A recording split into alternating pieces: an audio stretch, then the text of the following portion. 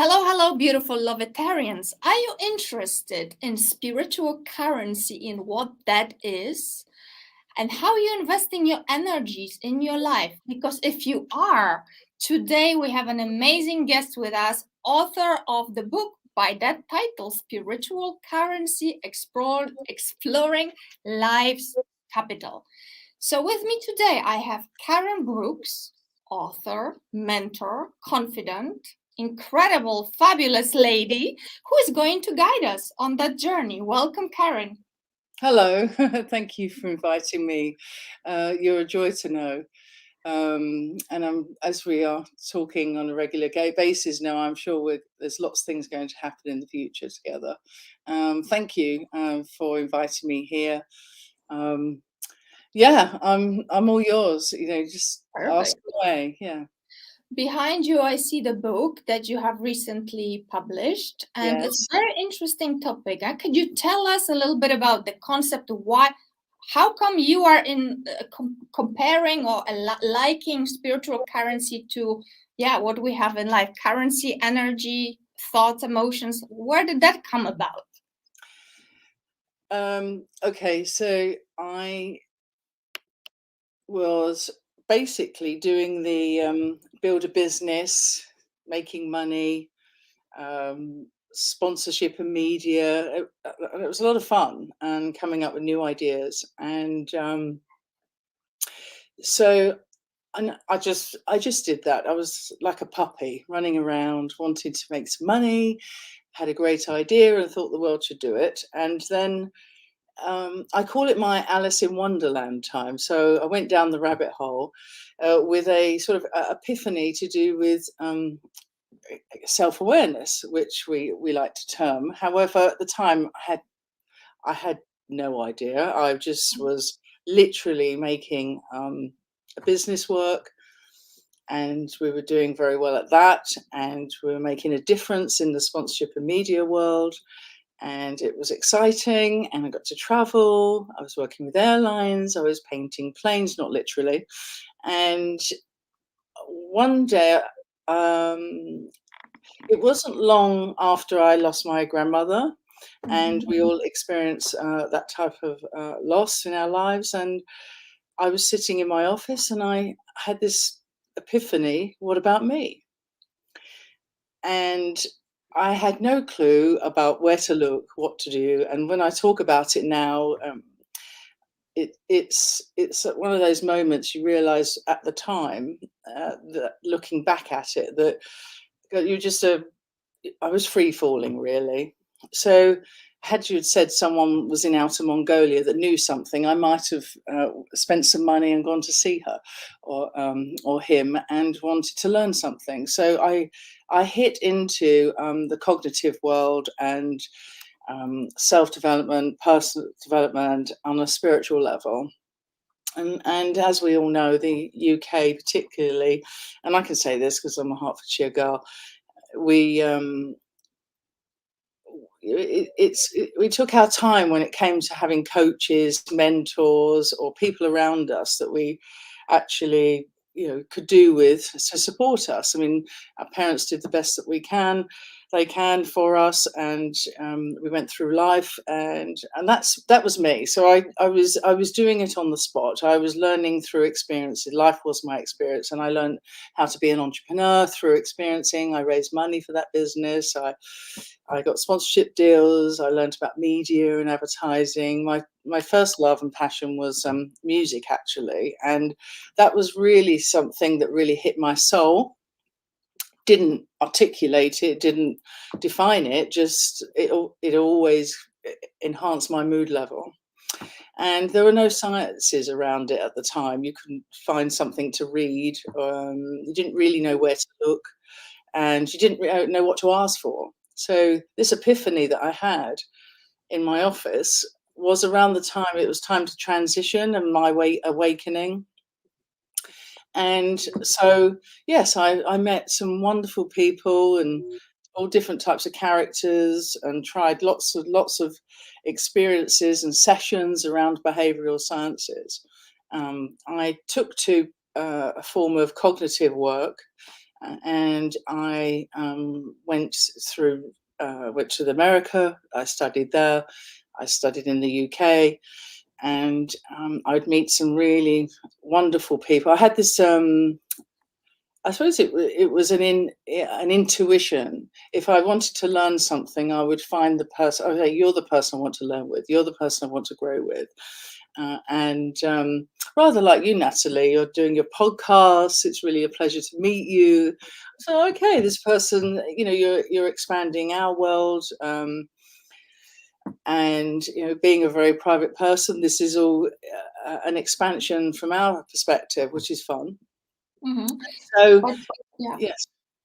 You have been working, you mentioned to me that you have been working with a lot of people in a one-on-one basis, and they are high performance athletes, people. Well, we will not be mentioning any names, but you have been working deeply with a lot of individuals applying the concepts that you have had insights on, right? Mm-hmm.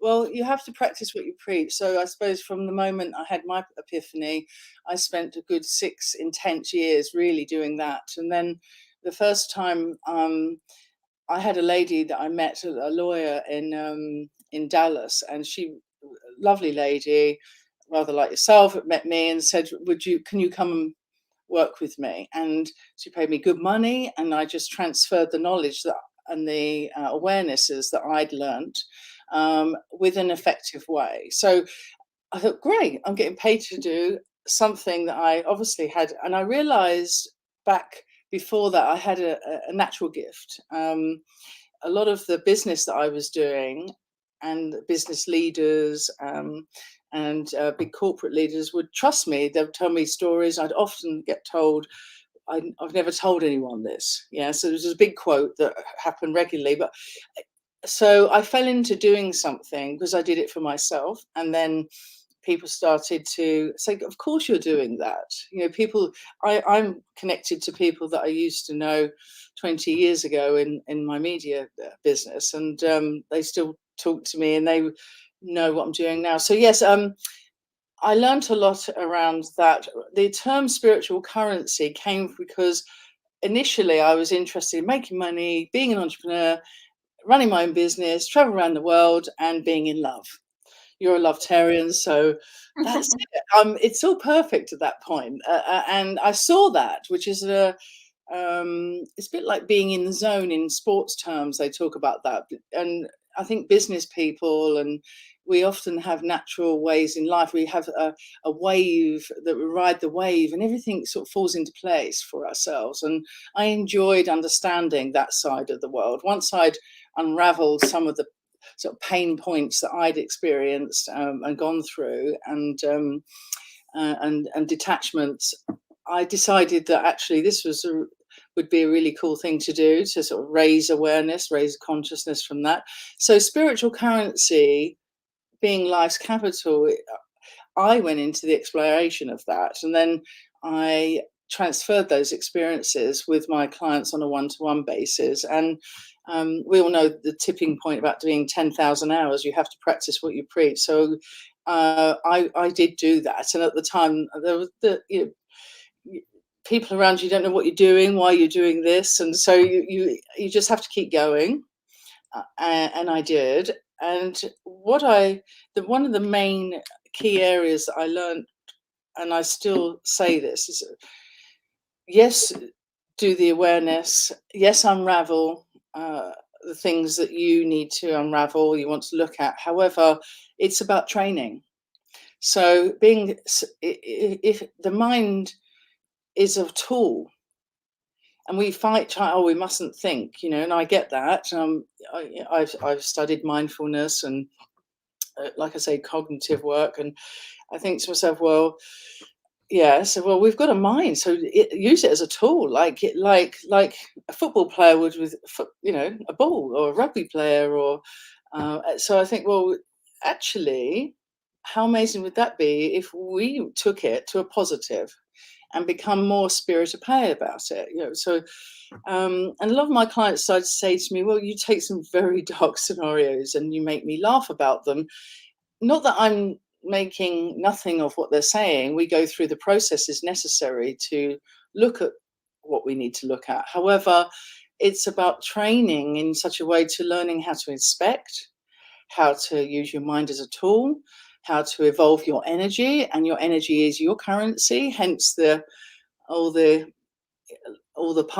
life force particles around, that's the energy. And I think with consciousness, that's a way to say, well, okay, being present and learning the skill of being present, as well as being effective of using your tools, and not projecting, learning how not to project your own emotions onto people, and what they are. And I think I might need a session on that. It's really simple, actually. It's not as complex as when we start out. It's very complex.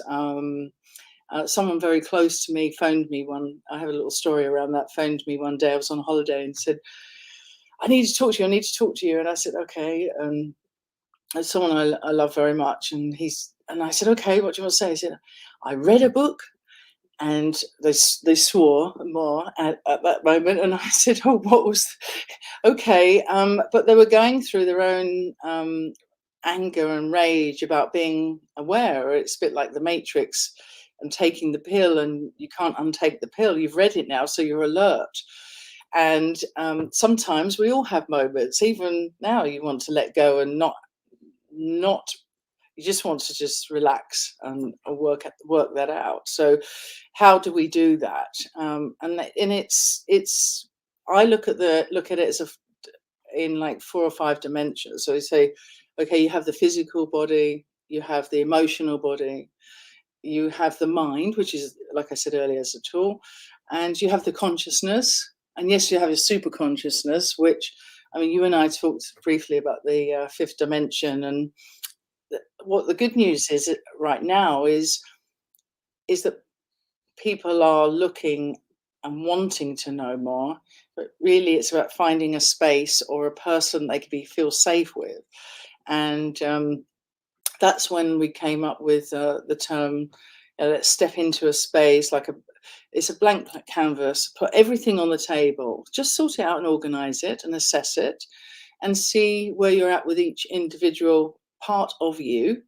And it's okay if it's all down deep in the dark crevices of somewhere that you don't really want to crack that for the moment. So all of those awarenesses that I've experienced either myself or with my clients, what I really come to is, look, life is your currency. Your energy is your currency. Where you're putting your attention, that's where your money goes. That's your real currency of life. Okay, whether you might need to make some money. We need to pay for things. We need to pay bills and things like that. We want to create something. So a lot of my successful high net worth clients will ask, their issue is more time, space and energy. That's really what they want. And so because they know they can create more with that. Yeah. They have the skill to run a business. They have the skill to create that business. And they want to have a life with their family. But at the end of the day, what do they want on top of that? I've got another idea probably, and they want to create that. They know how to go and raise money for that idea. So they realize that their attention is their currency. And what do you can you lead us maybe through a case study without, obviously, anonymously? Yes. A client comes to you and they have all the money, but they don't have the time, right? They need your help. How would your book and exercises there help them? Okay. Okay, where would I start with them? I say, I have said this before, actually. When you're in a situation like that, so it's what are you doing with your power? How are you managing it? Firstly, it's defining that. So usually I would look at what identities are they running. There's the father, the husband, the mother, the daughter, all these different roles, beingnesses, really, that they run. However, if once we've looked at those and they feel comfortable with their attitudes. Maybe attitudes can be a fulcrum point, so it can stick people in a certain role all the time. You know, if you've with a sergeant major, you don't really want one as a husband when he comes home to dinner with the family. And so, firstly, we would look at those roles and identities, and then we would spend probably over 3 months, maybe an hour a week. And I've said this before, that after 12 weeks, you'll have more time, space, and energy. And so we do that bit first, and that's the foundations. The second part is then training. So if I'm helping somebody if I help you to feel more you, then I'm doing my job. That's it. Do you Right. feel more you? Now it's to stabilize, because I really don't want somebody to come back to me for the same issues, the same problems. It might be energetically, it's the same thing, but different stories. Because I always say, whatever's going on in your, if it's a problem we're dealing with in their business or in their personal life, then it will be happening in the other one, even if it's happening in one. So try and look at life as your dojo. Okay. I love that, because I did Aikido. I'm very fortunate to meet some really beautiful mentors and train with people that, I mean, he amazingly aware man, and the Aikido itself helped me to embody some of the mental and the assessment work that I was able to channel. And so I became a bit of a live streamer from that perspective. So it helped me to embody some of the work that I'd already been studying for very long. And so, yes, what I would do is look at the platform of that, what roles and where they want to be now, and what is it that, if they want more time, space, and energy, then it would be really, mostly, it's a bit like some of these areas and these roles they play they may be fixating on, and they don't know it. It's on a subconscious level, and they're smart enough to keep going, just keep going, and they're talented enough to do that. So what actually happens is, as you release more thinking around that, and you think faster and you inspect faster, you end up with more time, space, and energy. So it equals that. One of the things, we have a program which we call Adissio, which is in my business called White Space. And this company, in this, it's energy, discerning, intentions. A lot of people know how to do a business plan, do the strategy, and that, but they really the uniqueness is to look at the energy and the discerning and the intentions. And if we can get them very effective in that area, the person will really think faster. And decision making with leaders is a big thing.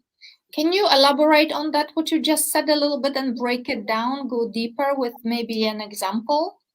You say there are differences in between those three parts, right? Okay, so energy, E for energy. So I'm just being Latin about it.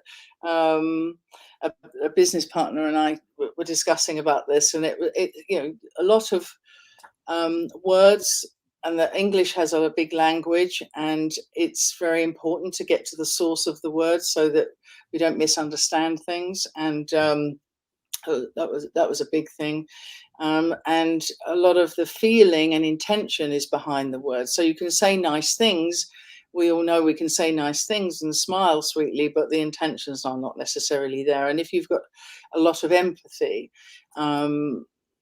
you're going to feel something, but you don't know what it is you're feeling. And at the end of the day, rapport is above everything. In fact, we've just, I'll send that to you. You can send that out as a freebie. We've got an article online we've just done with the University of Buckinghamshire Press, and it's about rapport. And it is about how you leave people feeling. And if you're aware and you do that consciously, and you say, okay, good, and you enjoy that, then you can effectively move through life. And probably, rather than take an hour at something, you take 5 minutes at something. And over time, as we learn and learn and learn more, we take less time at something. Are you talking about alignment between your thoughts, feelings, and actions? Yes. However, the core and the source of this is to know your beingness. Right. And it's not necessarily about. I try to help people unravel what we get stuck in. Why this? Why that? It is important in some areas to know why we're doing something. And I said, well, okay, let's look at the what. And if you see it as a what, even energy is a what. It's a live thing. You might not be able to see it. Some people can see it, what an energy looks like. I mean, and it is a little bit like what we're living with right now. People living in virtual reality. If you can really visualize that amazingly well, you won't need to go into, put glasses on and be in a room in your head. You can actually get the skill to actually see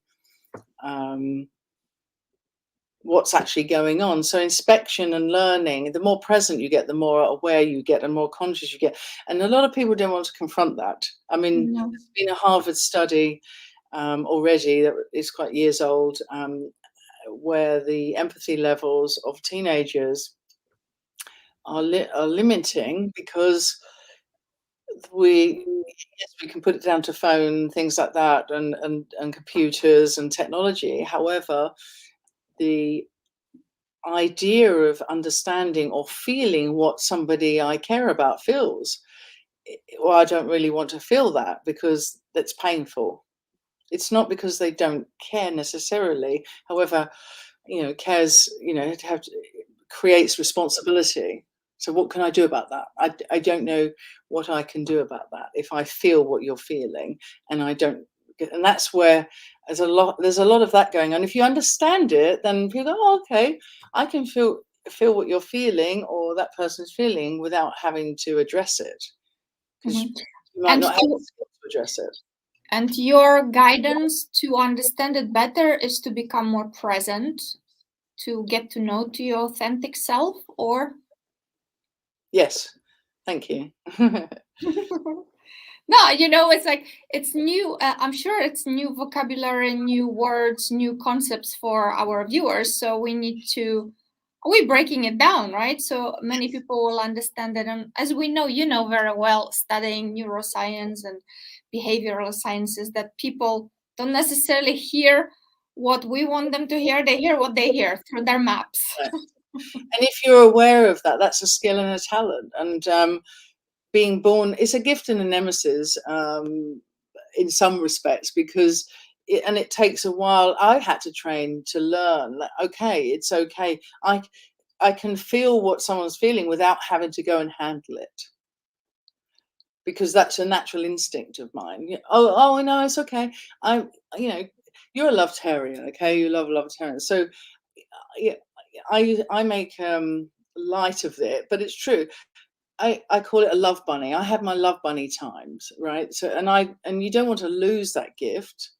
At the same time, you don't want to hop around trying to dance around in other people's worlds, trying to sort it all out all the time. You consciously do it. So yes, down tools, down your business, you go over there and put love in an environment, or put your awareness in an environment, or your help, or whatever gifts that you have for those people.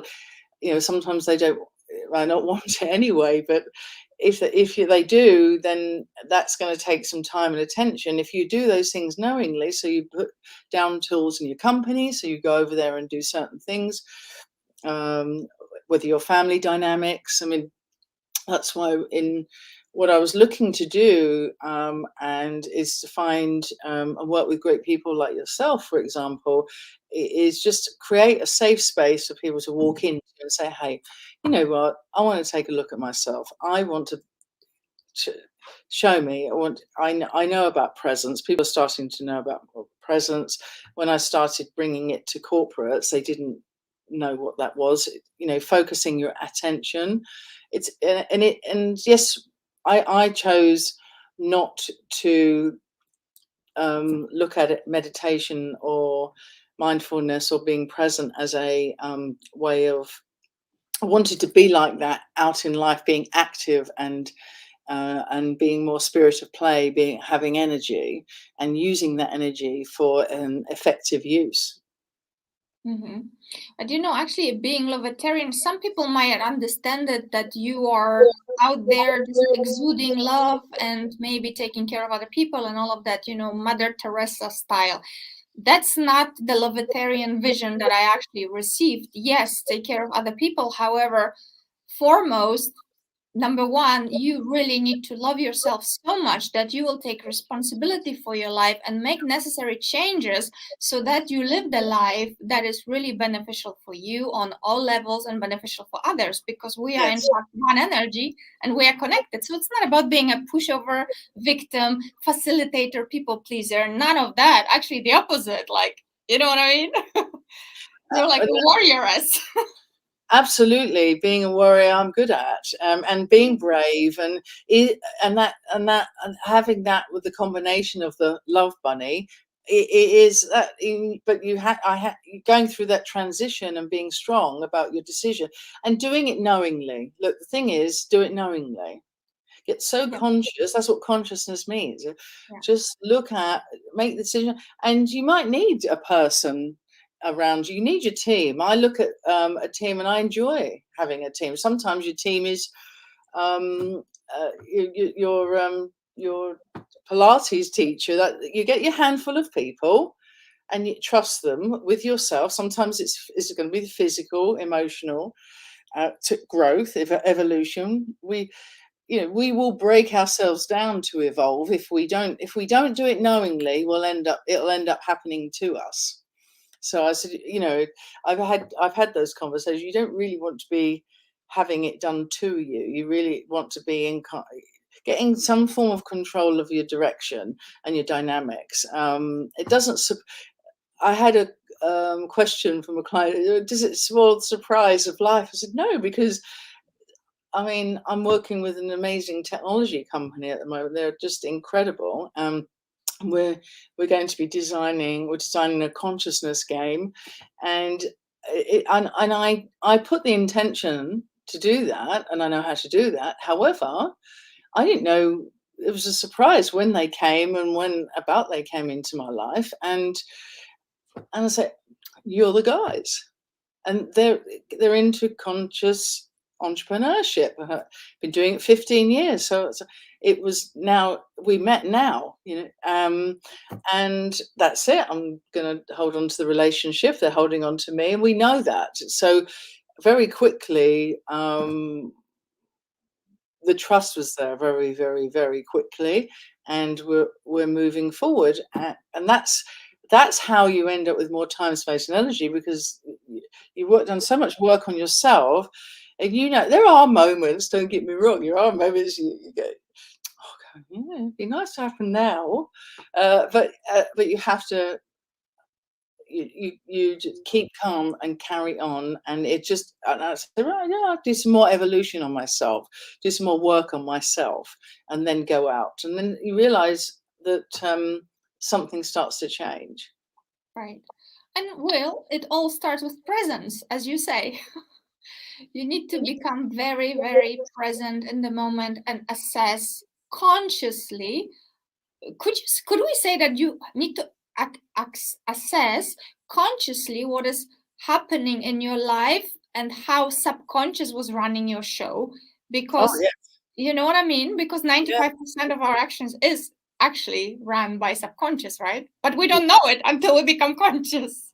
Yeah, that absolutely. You go, oh, that's what I was doing. And in the beginning, when you first start, I'm jovial about it. That's how I was my Alice in Wonderland time, without the drugs, of course. But it was very much, oh wow. When I first started, I remember having some sessions on myself, and gosh, my eyes started watering. So I was obviously confronting I didn't know it at the time. I couldn't have defined it. What I can do now is articulate what's going on. And I'm a big fan of not necessarily evaluating on people. I like to, how can I help you be more you by helping you to assess yourself and come up with your own truth. And, and the more truth we put in, the more likely we will find people that align to that truth, or people move away from us that shouldn't be in our space at this moment. It's painful sometimes because you put all this energy into something, and then they where are you going? Please don't leave me. But that is a little bit painful, but you just have to hold your resolve, take a deep breath, and just be authentic to yourself in that moment and keep going. And the way I look at it, I would say to people, some tips are, bullet point. Just note that when you're feeling something, just make bullet points. And then over a period of time, one of our colleagues, Barry, beautiful man, perhaps you'll talk to him at some point. He's 92, and he has been authentic in health and nutrition since he was in his 20s. So that's a while. And he introduced me to my Aikido instructor, who's passed now. But I was just so fortunate to have these beings in my life, and I still have one, and I learned a lot from both of them, and having them there stable. And we all coach or process on stuff in life and look at things a different way, and then we'll look at themes. So there may be a theme that's going on. So a tip is, when you're inspecting and looking, rather than worry about why, just say, okay, this is going on, that's going on, is going up. Make some bullet point them, and if something's very heavy and intense, it's sticking on you, then get some help. Come to me, come to somebody look for somebody you feel that you would trust, and unravel. Say, look, this is going on a lot for a long period of time. I'd like it, it to stop. And so it's like a theme that will go on, and we run themes, and it's different stories, but sort of similar vibe. It's a vibe that's going on. So you look at it like you've just been in the dojo for a week, and that was intense, that one. Because some of them can be intense, and that you can feel them, and sometimes you just have to shut the door and walk the dogs, or whatever it is that you like to do. So basically, what we have said so far, spiritual currency exploration into our life's capital would pretty much begin with the gift of presence that we can give ourselves and everybody else, right? Then we need to become very conscious in this present moment, and very non-judgmentally, as authentically as possible, look at what is going on with ourselves in our life. And if need be, ask for assistance, ask for help, create a team, right? Together, everyone achieves more. People that have our back and they can help us, whether it can be a coach or a mentor, such as yourself. Yes. And whether it's raising money or making money, or whether it's go to somebody. If I wanted to learn golf,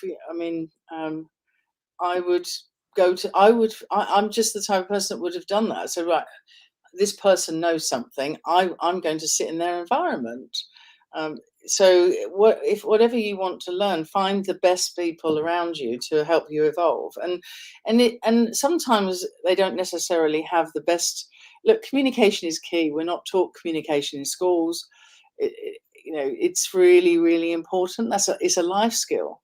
And being effective in that, and learning when to park. We learn how to not react in life. I think as we become adults, we're less reactive, but it doesn't mean that we're not sitting in certain types of emotions or moods, or moods and emotions are like viruses. So and that's as toxic as anything. And all the mental health issues that are coming up now, it's all to do with training. I'm not saying it's all to do with training everybody and everything, and that's not, that's a general summary. But the more we train, the more we know. Absolutely. There's always more to know. And the more we do in this area, the more stable we will be. And we can be a stable person, or a being for those that we love around us. And it's to make choices who you give that time and attention to.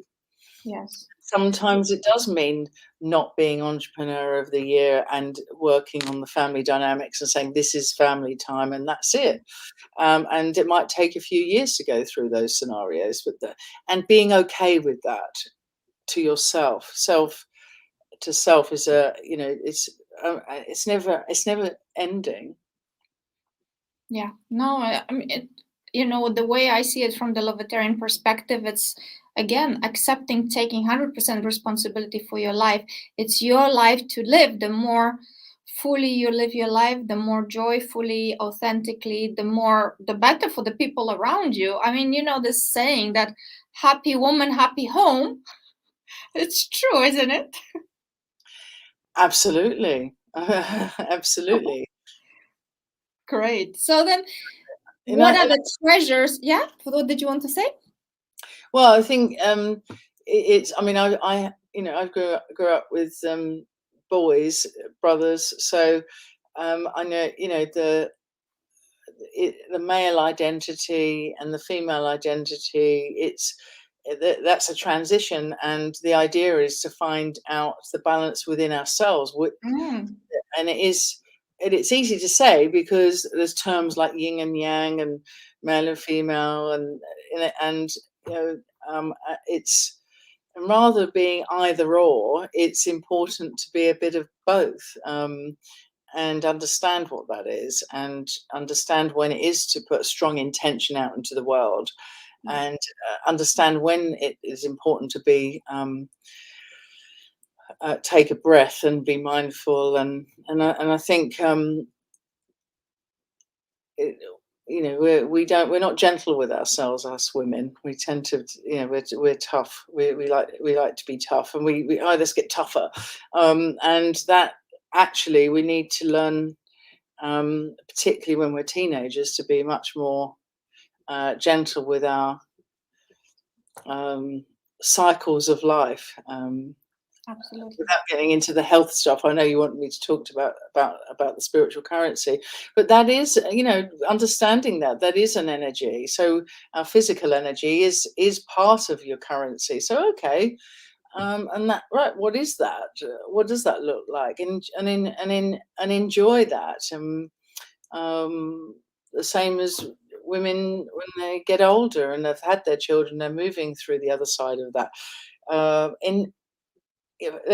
Let's enjoy that, and let's find a more spirit of play about that, and rather than make it, well, that's all over, and it's not. It's not over. There's more to come. I mean, my nan was the most fun-loving person I've ever met. I know I'm being biased, but she just really was a lot of fun. Yeah, well, we know that joy is one of the highest vibrations of the universe, so I would say it's a great energy to embrace. Joy, yeah. Why are we here? I actually asked a friend of mine that once. Why are we here? Oh, and that was the answer. You asked me earlier about what do clients say, and that was the answer. To have joy. Follow your bliss. Yeah. Wow, beautiful. So what other treasures can our viewers find in your book? We know about presence now, we know about authenticity, now being kind, gentle. What else have you got? There are some contemplations. So it's about creating a book of you. So when you read the book, what we were trying to do is get across an idea of create your own universe. So you create yourself, and then there are contemplations, techniques for you to be able to be more stable, to be more focused, for mental agility, if you want to be able to enhance those skill sets as well. So in the back of the book as well. And but my main aim is to help to raise the consciousness of the planet. So if I do that through some form of Hey, training, high five, sister. and so if I align to people, associate to people that want to do that, anybody that wants to do that, I'll do my best to give you all the tools that we have found and aligned to do that. And we have done that. We've put some drills and techniques in the book, and we've used those with some of them with sports people. And you'll find that leaders tend to like to understand how sports people think, because they're very focused. And they know that raises success in business. So you get to be able to run 2 or 3 companies. Entrepreneurs like to run 2 or 3 ideas at the same time. So it will enhance that as well. And then there's the ways of how to look after and be effective with your family, and the way you're communicating, how to make your intentions work, really. Great. How to knowingly make your intentions work.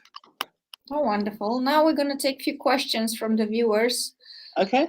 Here, Jenny says, how can spiritual currency help with feeling overwhelmed in my daily life? Lovely question. Thank you.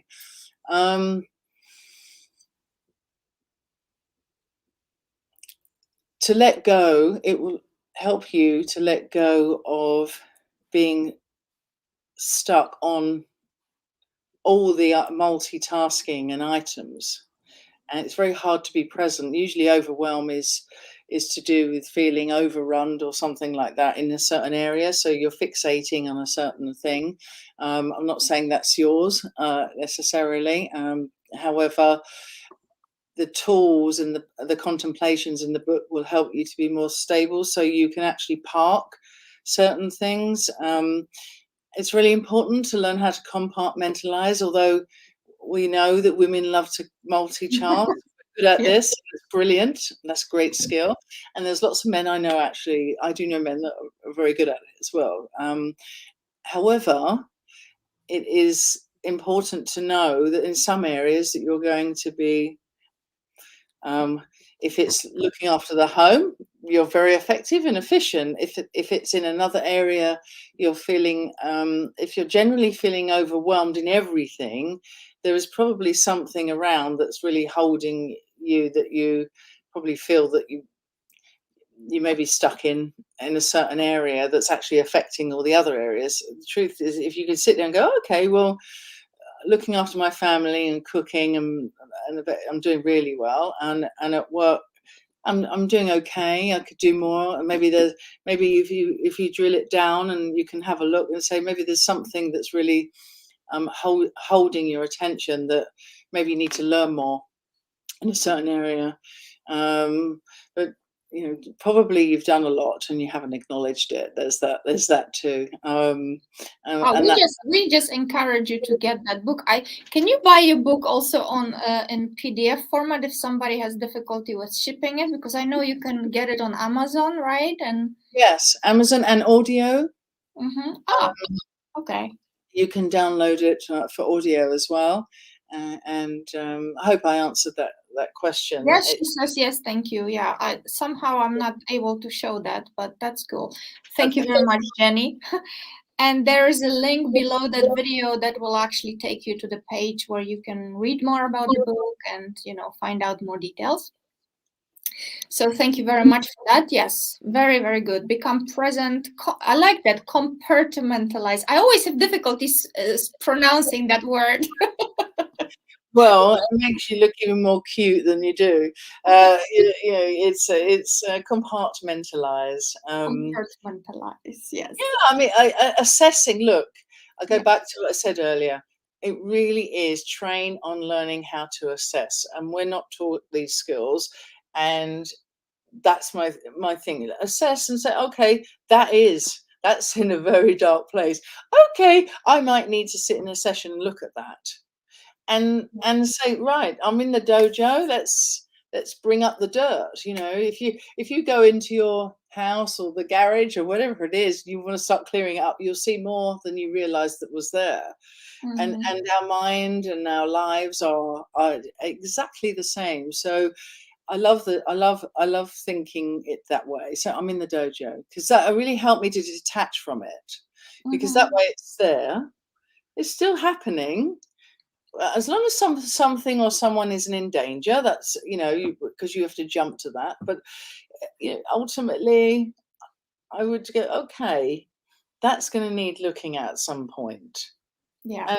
And okay, and it starts to come closer to you, whatever that is, whatever the what is that I mentioned earlier. So it's learning to literally just identify it, define it, and rather than look, we go through life problem solving, and it'd be very sad if we spent the whole life just problem solving. I'm a good problem solver, whether it's assessing mentally, emotionally, all this stuff, if you like, or consciousness, I can do that. However, there's daily life, there's daily routines, there's things that you want to do physically. You want to up your game here, there, and everywhere, and it's like, wow, and so that's an overwhelm. Whoa, there's a lot. I want to do a lot.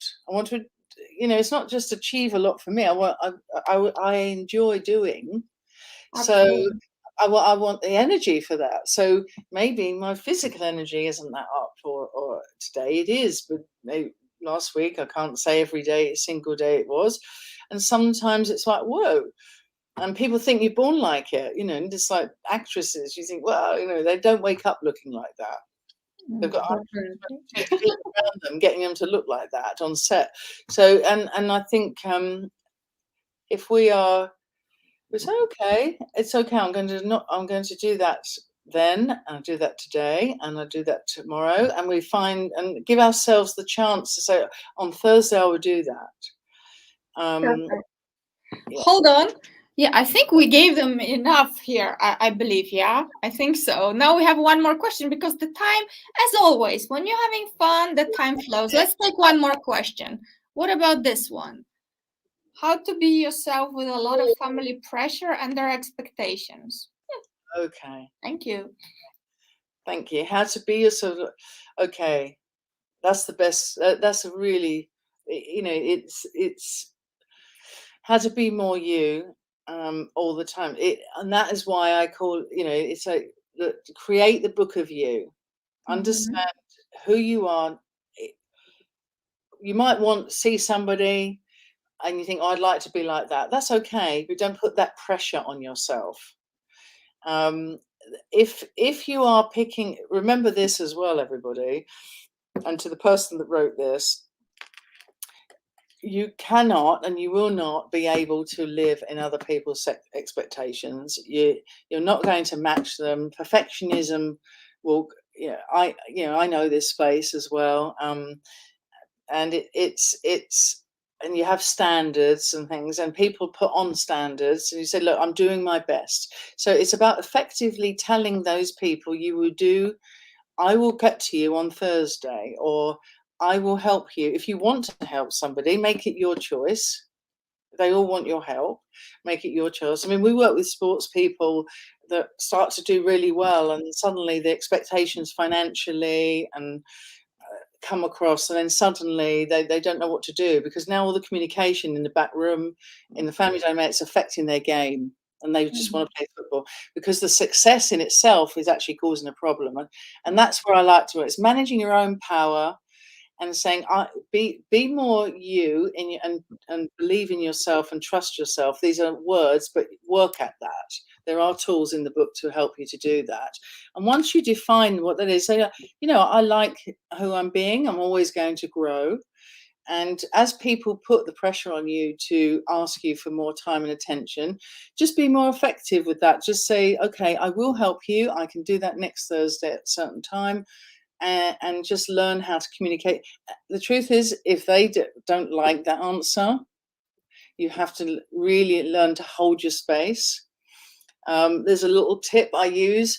There are, and I'll give this to your audience. Here you go. And there are in a room. Natalia, how many corners in a room are there? Well, 4, I suppose. Okay, good. Well, actually, if you get one like that, there's 8. Okay? Yeah, of course, right? Like, yeah. In a hologram, yeah? So, and that's what so there's 4, so there's 8. So now you're inside. So learn to hold your space in all the 8 corners and take a deep breath. And no matter, unless it's dangerous, I mean, obviously you have to duck or get out their space.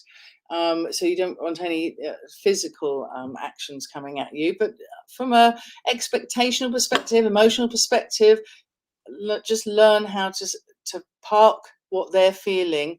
Remember, when the more empathy you have, you're going to feel what they're feeling. So learn it's learning the tools. There are some tools in there to hold your space, and that's one of them. Right, okay, somebody wants you to do this, they're sending you text messages or whatever it is, and you have to, if they're not accepting, you're going to help them on Thursday rather than on Monday. I want your help now. Unless it's dangerous and you really feel that you need to do that, it's learning how to really own your own space. Beautiful. Yeah, I love that. Well, thank you very much. Do you think we have time for one more? I'm looking at 2 minutes to answer the third question, and that's it. Oh, thank you very much for the questions, peeps. I'm afraid to succeed, and I don't know why. Any advice on how to find out what's behind it? Okay, right. Usually it's not it's I mean, obviously without going into that person's session, look at what success is to you, and then look beyond it and say and try to get to beyond it and see how you feel beyond that. So who or what are you going to become beyond that? And that's his power. Look, when people succeed, it's like a Formula One car. Can I drive this thing? No, you need coaching and training. So find somebody to help. So, okay, so a lot of the fear of success, it's not really fear of failure, it's fear of success. Why? Because the power behind it, when you get there, what are you going to be like? Yeah, beautiful. So try and own that. Okay, this is the person I'm going to be like. You're going to have points about you don't like, and you go, then it's up to you to fine tune it over time. Yeah. No, beautiful, beautiful. But the reason why, it's very, very important because, and being authentic to yourself, and honest with yourself. Don't you believe, Karren, that we always know, deep inside, we always know? Oh yeah. Well, no, I don't. It's like, no, you just know it's going to be okay. You have to. In the more you build trust in yourself, yeah. The knowing, I feel like a live streamer. Yeah. So when you say live streamer, I just sit, be present, and the more present I've got, there's always more. There's going to be more. I think I'm present now, but ultimately, there'll be even more present in 6 months, and there'll be even more. But I know now and trust myself and believe that when I sit and I'm being with somebody, I know that I will live stream something. So it will come between us and the two beings that really believe in each other to sit and work together on something. Okay. Absolutely. And we want to reiterate this. Everybody has it. Everybody has this tuition from within called intuition. We just need to be willing to listen to it. Once you become present, quiet, let it guide you. Anything to add? It could be exciting. It doesn't. I wanted meditation and I needed it and it quiet the nervous system. It's all, and our friends out in the world like Deepak Chopra and Wayne Dyers of the world and all the people that are authentically been pushing this. They've proved it by science, which is brilliant now. We have a friend of mine as Candice Pert, just a quick right before you go. Yes. And she passed away now, but she Passed away, yeah. worked with her with Molecules of Emotions. I worked with her. I met her 10 years ago, and amazing. And we in the book there's a story actually where I met the Dalai Lama, and that's from an intention I put. And I met him in Munich and I met Candice Pert, and she has shown in the book that your thinking affects your cells and your body, and that's why we put in health dynamics into our business as well, because we use biofeedback to actually show that your thoughts become a thing within our body. But it's lovely because science, just to summarize, the science has actually proven it for us, and we were doing this when it wasn't proven, but it's been proven by people like her now. Absolutely. So we're coming on to an hour and we need to wrap this up. Are there any final thoughts that you would like to share with our viewers, Karren? No, I just enjoyed being here. Thank you very much, everybody. And we're here, the book's there. There's lots of free data that we put out as well. Please feel free to get in touch.